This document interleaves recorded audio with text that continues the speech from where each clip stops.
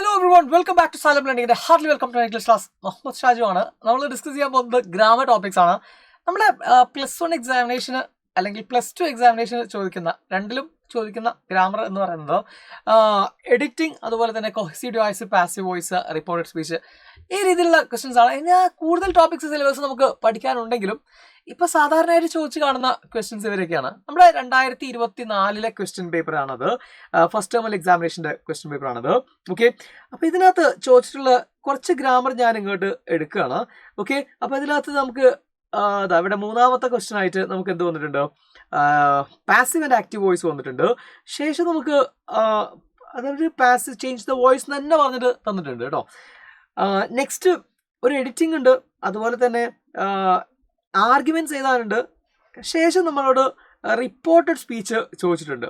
അപ്പം ഇതെല്ലാമാണ് ആറാമത്തെ ക്വസ്റ്റ്യൻ ആയിട്ട് റിപ്പോർട്ടഡ് സ്പീച്ച് ചോദിച്ചിട്ടുണ്ട്.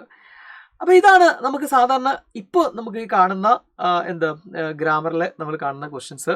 ആ തവണ നമ്മുടെ കൊഹസീവ് ഡിവൈസ് ചോദിച്ചില്ല, പക്ഷേ സ്ഥിരമായി ഇപ്പോൾ ചോദിച്ചു വരുന്ന ചോദ്യം തന്നെയാണ് കൊഹസീവ് ഡിവൈസസും. അതും നമ്മൾ എന്ത് ചെയ്യണം, ഒന്ന് പഠിച്ചു വെക്കേണ്ടതുണ്ട്. ഓക്കെ, ഏതായാലും ഈ ക്വസ്റ്റിനെ ബേസ് ചെയ്തുകൊണ്ട്, ഈ ക്വസ്റ്റ്യൻ പേപ്പറിനെ ബേസ് ചെയ്തുകൊണ്ടായിരിക്കും നമ്മുടെ ഈ ഒരു നെക്സ്റ്റ് ഇയറും നമുക്ക് വരാൻ സാധ്യതയുള്ളത്. സോ ഞാൻ ഈ ക്വസ്റ്റ്യൻസ് ഒന്നുകൂടെ ഡിസ്കസ് ചെയ്യാൻ പോവാണ്. നമുക്ക് ആദ്യത്തെ ക്വസ്റ്റ്യനിലേക്ക് വരാം, മൂന്നാമത്തെ ആ ചോദ്യത്തിലേക്ക് വരാം. ഗ്രേഷം ഓഫേർഡ് ബാൽവിൻ, ഇങ്ങനെ സെന്റൻസ് തന്നിട്ടുണ്ട് നമുക്ക്. Gresham offered Balwin, okay, $100,000 as bribe money to perjure in the court. Chapter നമുക്കറിയാം ആർ ഓഫ് ട്രൂത്ത് ആണ് അല്ലെ. അവർ പറഞ്ഞെന്തിരിക്കും, എന്താ, begin the sentence with Balwin. ബാൽവിനിൽ ഈ സെന്റൻസ് തുടങ്ങാൻ. അപ്പൊ നമ്മൾ മനസ്സിലാക്കണം, ബാൽവിൻ ഈ സെന്റൻസിൽ എവിടെയാണ്? ഗ്രേഷം ഓഫേർഡ് ബാൽവിൻ. ഗ്രേഷം ഓഫർ ചെയ്തു ബാൽവിന് എന്ന് പറയുമ്പോൾ ഓഫർ ചെയ്യുക എന്ന് പറയുന്നതാണ് അതിലെ വെർബ്. ഓക്കെ, ആരാണ് ഓഫർ ചെയ്തത്? ഗ്രേഷമാണ് ഓഫർ ചെയ്തത്. സോ വെർബ് ചെയ്യുന്ന ആളായിരിക്കും എന്താ, സബ്ജക്റ്റ്. റെഡി അല്ലേ? അപ്പൊ സബ്ജക്റ്റും കിട്ടി, ഒബ്ജക്റ്റും കിട്ടി, വെർബും കിട്ടി. ഇനി ബാൽവിൻ എന്താ, ഗ്രേഷം ഓഫേർഡ് ഹൂം എന്ന് ചോദിച്ചാൽ ആൻസർ ബാൽവിൻ ആണ്. വാട്ട് എന്നോ ഹൂം എന്നോ ചോദിച്ചാൽ ആൻസർ കിട്ടുന്നതായിരിക്കും ഒബ്ജക്റ്റ്. അപ്പൊ നമുക്ക് മനസ്സിലായി ഇത് ഒബ്ജക്റ്റ് ആണെന്ന്. അപ്പൊ ഈ ഒബ്ജക്റ്റിനെയാണ് അവർ ആദ്യം കൊണ്ടുവന്നിട്ടുള്ളത്. അപ്പൊ ഇതെന്തായാലും എന്താണ്, പാസീവ് വോയിസിലേക്ക് ആക്കാനാണ് എന്നത് നമ്മൾ മനസ്സിലാക്കുക. ഓക്കെ, ഇനി നമ്മൾ പാസീവ് വോയിസിന്റെ റൂൾസ് വെച്ചിട്ട് നമ്മളത് ചെയ്തു നോക്കുക. Okay, Balvin. ഇനി എന്താ നോക്കേണ്ടതെന്ന് വെച്ചാൽ അടുത്ത ആള്, ഇപ്പം ബാൽവിൻ ഒബ്ജക്റ്റിൽ നമ്മൾ തുടങ്ങി. ഇനി നമ്മൾ എന്താ ചെയ്യേണ്ടതെന്ന് വെച്ചാൽ വെർബിനെ നോക്കുക. വെർബ് പ്രസന്റ് ടെൻസ് ആണോ പാസ്റ്റ് ടെൻസ് ആണോ നോക്കുക. പാസ്റ്റ് ടെൻസ് ആണ്. ഓഫർ എന്ന് പറയുന്ന വേർഡാണ് പ്രസന്റ് ടെൻസ്. ഓഫേർഡ് എന്ന് പറയുമ്പോൾ അത് പാസ്റ്റ് ടെൻസ് ആണ്. സോ പാസ്റ്റ് ടെൻസ് ആണെങ്കിൽ നമുക്ക് എന്ത് ഉപയോഗിക്കാം? ആൻസറിൽ വാസ് ഉപയോഗിക്കാം. പാസ്റ്റ് ടെൻസ് ആയതുകൊണ്ട്. പ്രസന്റ് ടെൻസ് ആവുമ്പോൾ എന്തായിരിക്കും ഉപയോഗിക്കുക? ഇസ് ആയിരിക്കും ഉപയോഗിക്കുക. അപ്പോൾ ബാൽവിൻ വാസ്. ഇനി എന്താ നമ്മൾ നോക്കേണ്ടത്?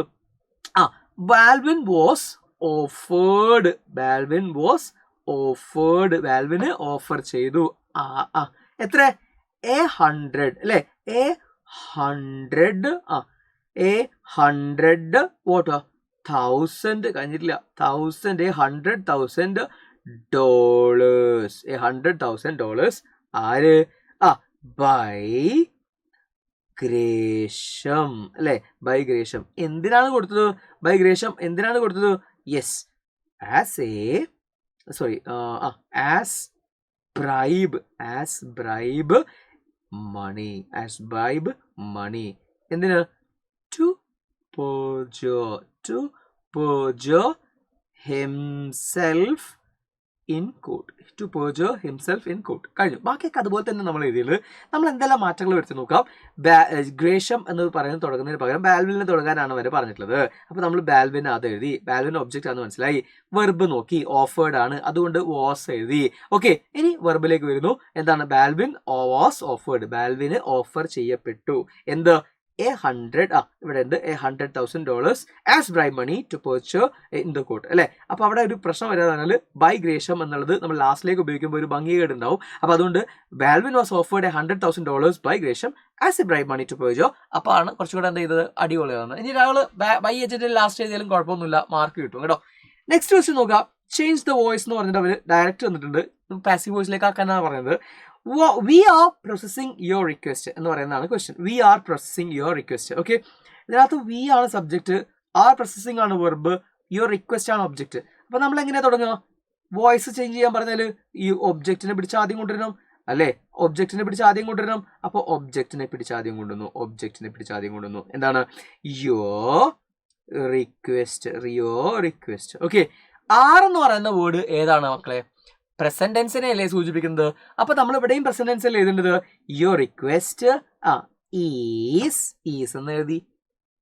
ഇവിടെ ING വന്നിട്ടുണ്ട്. പ്രോസസ്സിംഗ് എന്ന് പറയുമ്പോൾ ING ഉണ്ട് അല്ലെ. ആ ING നമ്മൾ ആൻസറിലേക്ക് കൊണ്ടുവരണം. എന്താണത്? ബീയിങ് എന്നാക്കി. Okay, your request is being.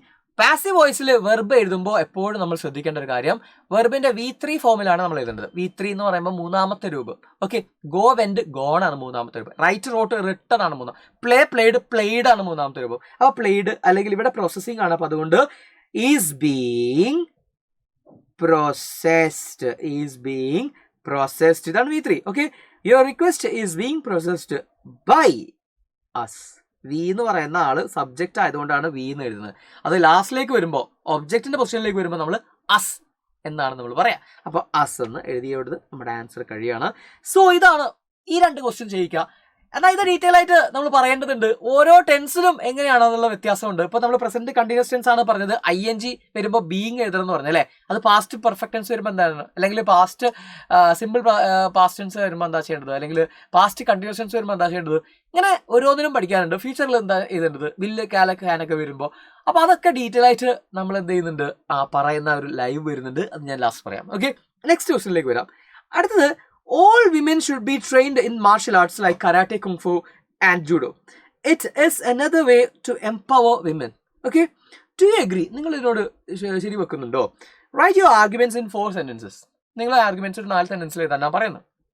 നമുക്ക് ഇഷ്ടം പോലെ ടോപ്പിക്സ് ഉണ്ട്. നമുക്ക് ഒരുപാട് എന്താ പറയുക കാര്യങ്ങൾ നിങ്ങൾക്ക് അതിനോട് യോജിച്ചുകൊണ്ട് പറയാം, യോജിക്കാതെ പറയാം. ഏതായാലും സിമ്പിൾ സാധനമാണ്. ഇങ്ങനെ ക്വസ്റ്റ്യൻ ഉണ്ട്, നിങ്ങൾ അറിയാം നിങ്ങൾക്ക് അല്ലെ, ഫസ്റ്റ് ഇയറിലൊക്കെ നിങ്ങൾ പഠിച്ചതാണ്. സോ അപ്പോൾ നിങ്ങൾക്ക് ഇങ്ങനെ പറയാം. ഫോർ എക്സാമ്പിൾ, യെസ് എന്ന് പറഞ്ഞ് സ്റ്റാർട്ട് ചെയ്യാം. യെസ്, അതെ ഞാൻ എഗ്രി ചെയ്യുന്നു. അല്ല, നോ എന്ന് പറഞ്ഞ് സ്റ്റാർട്ട് ചെയ്യാം. അപ്പോൾ yes, I agree that women should be trained in martial arts like karate, kung fu and judo. Okay, next അതിനൊരു രണ്ടാമത്തെ ടോപ്പിക് ആയിട്ട്, these skills help them to defend themselves in dangerous situations and increase their confidence. അടുത്ത്, martial arts also improve physical fitness, discipline and mental strength. അതുപോലെ thus it is effective way to empower women and ensure their safety in society എന്നൊക്കെ പറഞ്ഞ് നമുക്ക് എന്ത് ചെയ്യാം, അതിനെ ഒന്നുകൂടെ 4 points ആക്കിയിട്ട് 4 മാർക്ക് നമുക്ക് നേടാം. സിമ്പിളാണ്, ഗ്രാമറ്റിക്കലി ഒന്നും അതിനകത്ത് പറയാനില്ല. ഈ രീതി നിങ്ങളൊന്ന് ഫോളോ ചെയ്യണം. 4 സെന്റൻസ് ആക്കി 4 പോയിന്റ് ആക്കിയിട്ട് എഴുതാൻ വേണ്ടിയിട്ട്. Okay, next one is what, editing ആണ്. ഓക്കെ, അപ്പോൾ ഈ എഡിറ്റിംഗിൽ നമ്മുടെ ടെക്സ്റ്റിൽ ഒരു സെന്റൻസ് ആണ് തന്നിട്ടുള്ളത്. എന്തൊക്കെയോ മിസ്റ്റേക്സ് ഉണ്ട്, വായിക്കുമ്പോൾ തന്നെ നമുക്ക് മനസ്സിലാവും. 4 മാർക്കിനാണെന്ന് പറയുമ്പോൾ നമുക്ക് മനസ്സിലാക്കാം അത് എത്ര മിസ്റ്റേക്ക് ആണെന്നുള്ളത്. എത്ര മാർക്കിനാന്ന് നോക്കിയാൽ മതി, അപ്പൊ നമുക്ക് മനസ്സിലാവും എത്ര മിസ്റ്റേക്ക് ആണെന്നുള്ളത്. നമുക്കൊന്ന് വായിച്ചു നോക്കാം എവിടെയെങ്കിലും നമ്മൾ എന്തെങ്കിലും മിസ്റ്റേക്ക് ആണെന്നുള്ളത്. Now after a series of elimination bouts. Okay, now after and series of, അവിടെ തന്നെ നമുക്കൊരു സ്പെല്ലിംഗ് മിസ്റ്റേക്ക് തോന്നിയിട്ടുണ്ട്. And series of mistakes. And series നമ്മൾ പറയില്ലല്ലോ, വവൽ സൗണ്ട്സിന് മുമ്പിലല്ലേ നമ്മൾ ആൻ ഉപയോഗിക്കുക, ആൻ ആപ്പിൾ, ആൻ അംബ്രല്ല. പക്ഷെ ഇവിടെ സീരീസ് എന്ന് പറയുമ്പോൾ സി സൗണ്ട് ആണ്, കോൺസണന്റ് സൗണ്ട് ആണ്. അവിടെ എ മതി, ആൻ വേണ്ട. Of elimination bouts, Antonio Cruz and Felix Vargas had informed that they were to meet each other. അവിടെ ഒരു മിസ്റ്റേക്ക് ഉണ്ട്. ഒരുപാട് സീരീസ് ഓഫ് എലിമിനേഷന് ശേഷം ഇവരോട് രണ്ടുപേരുടെയും പറയപ്പെട്ടു എന്ന് പറയുമ്പോൾ ഹാഡ് ഉപയോഗിച്ചാൽ ശരിയാവില്ല. ഹാഡ് പറഞ്ഞാൽ പാസ്റ്റ് പെർഫെക്റ്റ് ടെൻസ് ആണ്. എന്ന് വെച്ചാൽ 2 ആക്ഷൻസ് മുമ്പേ നടന്നിട്ടുണ്ട്, അതിൽ ഒന്നിന് പുറകെയാണ് നടന്നത്, മുമ്പേ നടന്നതെന്ന് കാണിക്കാൻ വേണ്ടിയാണ് ഹാഡ് ഉപയോഗിക്കുന്നത്. For example, the bus had gone when I reached the bus stop എന്ന് പറയുന്ന പോലെ. ഇന്നലെ ഞാൻ ബസ് സ്റ്റോപ്പിലേക്ക് എത്തിയപ്പോഴേക്കും ബസ് അതിന് മുമ്പേ പോയിട്ടുണ്ടായിരുന്നു. ഇവിടെ അങ്ങനെ ഒരു കോണ്ടെക്സ്റ്റേ അല്ല. അപ്പൊ ഇവിടെ ഹാഡ് പറഞ്ഞാൽ തെറ്റാണ്. അവരോട് രണ്ടുപേരുടെയും അറിയിക്കപ്പെട്ടു എന്ന് പറയുമ്പോൾ ദി ഹാഡ് ബീൻ എന്നാണ് വരേണ്ടത് അല്ലെ. ടെക്സ്റ്റിലുണ്ട്, അത് അങ്ങനെ തന്നെയാണ് നമ്മൾ എഴുതേണ്ടത്. They had been informed that they were, okay, mistakes illa, to meet each other in the division finals that were scheduled അല്ലെ. ഷെഡ്യൂൾ എന്നാണ് തന്നിട്ടുള്ളത്. അത് നമുക്ക് മനസ്സിലാവും വായിക്കുമ്പോൾ തന്നെ.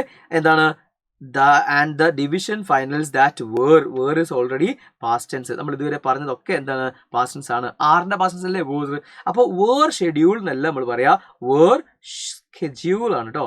were scheduled. ഓക്കെ, scheduled എന്നാണ് ആക്കേണ്ടത്, ഷെഡ്യൂൾഡ് അല്ല, schedule. Okay, next, for the 7th of August mistakes ഉണ്ടോ?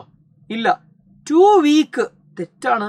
2 week പറയാൻ പറ്റില്ല, 2 weeks എന്ന് തന്നെ പറയണം അല്ലെ. 2 വീക്സ് തന്നെ നമ്മൾ പറയണം. 2 weeks 2 ആഴ്ചകളാണ്.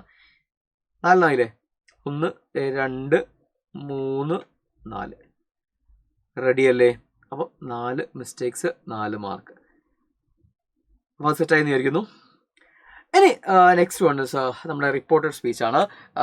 Martha, what are you going to do now? ഇതില്ലാത്തൊരു ക്വസ്റ്റ്യൻ പേപ്പർ ഇല്ല. അത്ര ഇമ്പോർട്ടൻ്റ് ആണ് റിപ്പോർട്ട് സ്പീച്ച്. എഡിറ്റിംഗ് എപ്പോഴും ഉണ്ടാവും.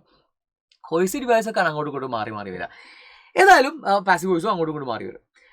Martha, what are you going to do now? റോബർട്ടിനോട് ചോദ്യമാണ് അല്ലേ? ആദ്യം തന്നെ നമ്മൾ റിപ്പോർട്ട് ചെയ്യേണ്ടത് ഒരു ചോദ്യമാണ്. അപ്പോൾ നമുക്കൊന്ന് ചെയ്തു നോക്കാം.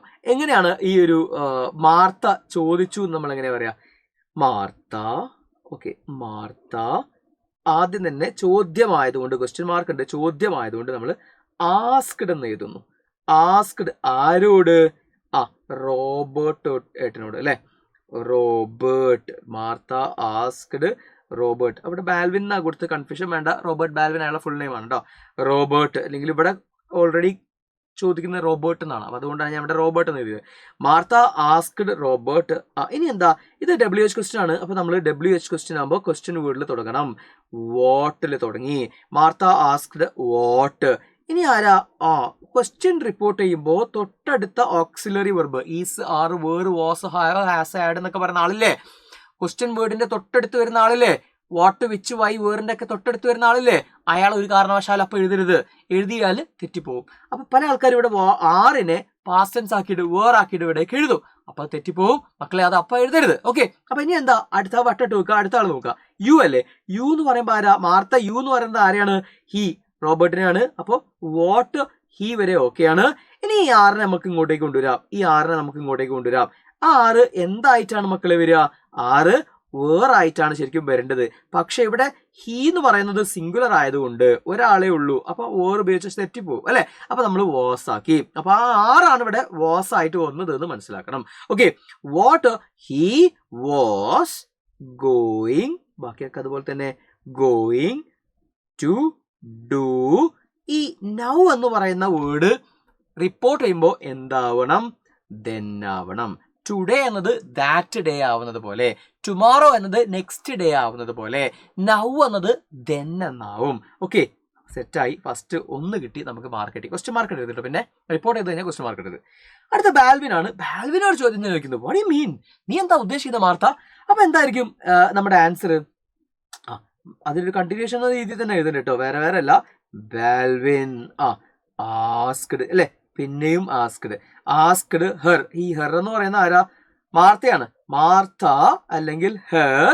ഇനിയും വാട്ടിലാണ് തുടങ്ങുന്നത്. അപ്പൊ ഞാൻ വാട്ട് എടുത്ത് തന്നെ എഴുതി, വേറെ നിർവാഹമില്ല.